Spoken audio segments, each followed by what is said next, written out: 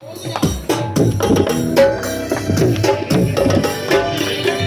भाई बात वो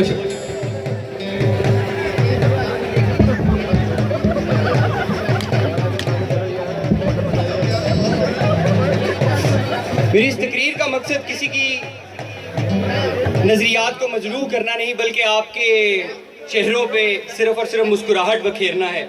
वैसे मैं दाद देता हूँ इस मैनेजमेंट की जिसने 4 लाख के फानूस लगा दिए हैं और 150 की केबल नहीं बदलवाई। बिस्मिल्लाहिर्रहमानिर्रहीम। देखा जो लैला को तो नजर फिसल गई, दिल की धड़कनों की सिमत ही बदल गई। कहा मौलवी ने बेटा नफ्स को शाइस्ता से काबू कर, नफ्स तो काबू आ गया, शाइस्ता निकल गई। सदर जी वकार, मेरी तकरीर का मौजू है निकल गई। ये मौजू मैंने अपनी जिंदगी के कई वाकयात की बिना पर रखा। जैसे कि मैंने एक मुर्गी खरीदी, घर लाकर पिंजरे में डाली, वो पीछे से निकल गई। मैंने फिर मुर्गी पकड़ी, फिर उसको पिंजरे में डाला, वो फिर पीछे से निकल गई। मुझे गुस्सा चढ़ा, मैंने गर्दन से पकड़ा, काटा, पकाया और खा लिया, वो फिर निकल गई। सदर जी वकार, आइए हम कुछ लोगों की बात करते हैं। एक कैफियत जो इंसान को सड़क की तरह कहीं भी ले जाती है, ठरक। जनाबे सदर, इसमें कुछ लोगों का गिरोह मिलकर ऐसी नाजेबा हरकत करता है कि हमारा दिल करता है इनके सरों में गोलियां रसीद कर दी जाए। जैसा कि किसी लड़के की अटेंडेंस शॉर्ट हो और वो उस गिरोह के पास चला जाए तो उसकी अटेंडेंस मजीद शॉर्ट कर दी जाती है, और वहीं अगर कोई लड़की चली जाए तो अगले सेमेस्टर की भी अटेंडेंस पूरी कर दी जाती है। आम दुनिया में ऐसे लोगों को ठरकी और यूनिवर्सिटी ऑफ लाहौर में एडमिन के नाम से बुलाया जाता है।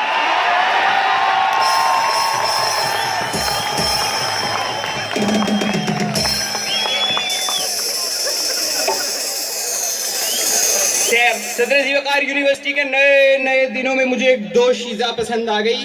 वो देखने में बिल्कुल ब्लू बैंड की तरह थी। एक दिन मैं जलाल में आया, उसको जाकर बोला, सीधी बात, नो बकवास, करता हूँ मैं तुमसे प्यार, दिल के हाथों हूँ लाचार, कर ले मेरे साथ दिल का कारोबार। इसके दिल में रहम आया, उसने मुझे पास बुलाया, उसने मुझे अपना हाथ थमाया, मैंने भी दिल का दरवाजा खोल दिया और जाकर उसको बोल दिया, रूप तेरा सुहाना कुड़िए मस्त भरी जवानी। सुनकर वो ये बोली, यारो तेरी मेहरबानी।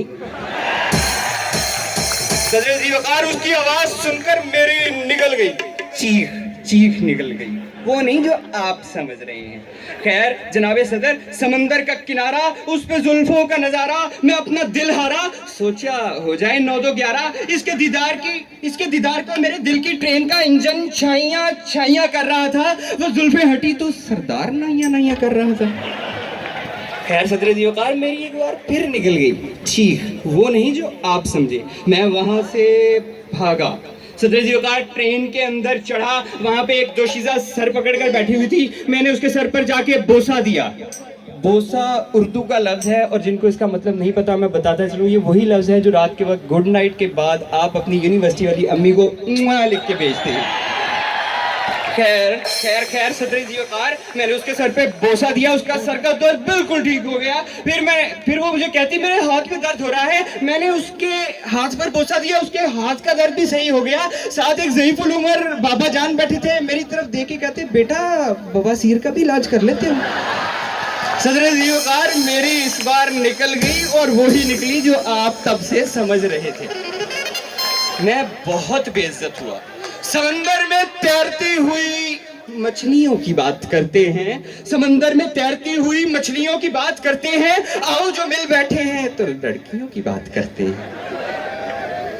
मेरी अल्लाह से दुआ है कि अभी बारिश हो जाए और आपके साथ जितनी मोनालिजाएं बैठी हुई हैं ये बल्किस घंटी में तब्दील हो जाए। लड़कियों की 3 किस्में होती हैं। लड़कियों की 3 अदद किस्में होती हैं। जब ये मुझे पहले पता था, एक आम लड़कियां, एक खूबसूरत लड़कियां, एक यूनिवर्सिटी की लड़कियां।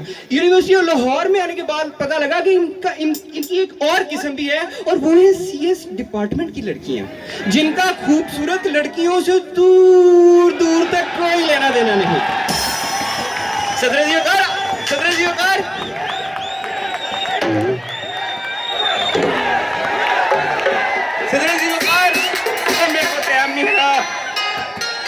सदर वकार, सदर वकार, ये मेरी तकरीर है, म्यूजिकल इंस्ट्रूमेंट नहीं सर, प्लीज। सदर जी वकार, आपको पता है लड़कियों की उम्र इतनी ज्यादा क्यों होती है? एक दिन फरिश्ता इनको देखने आता है, अगले दिन इन्होंने मेकअप भी इतना किया होता है, ये फिर बच जाती है मौत से। खैर सदर जी वकार, यूनिवर्सिटी में आकर उर्दू और इंग्लिश ऐसे बोलती हैं जैसे इन्होंने इजाद की हुई हो।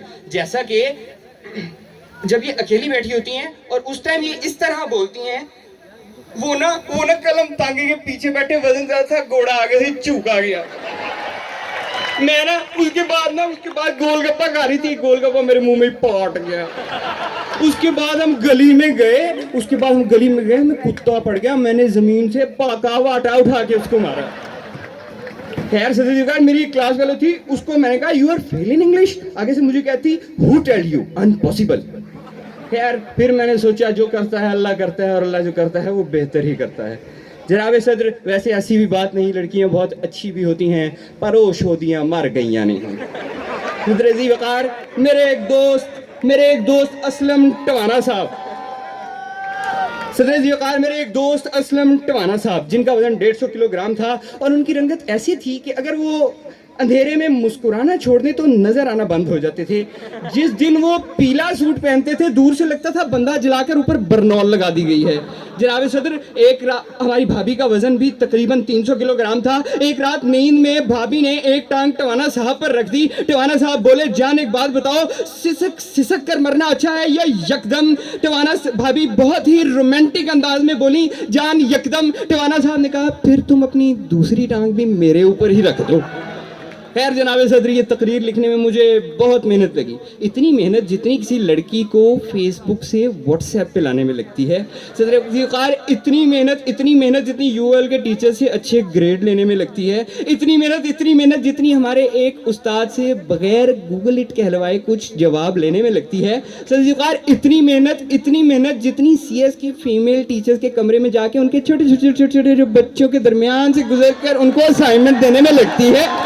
सदर जी वकार, इतनी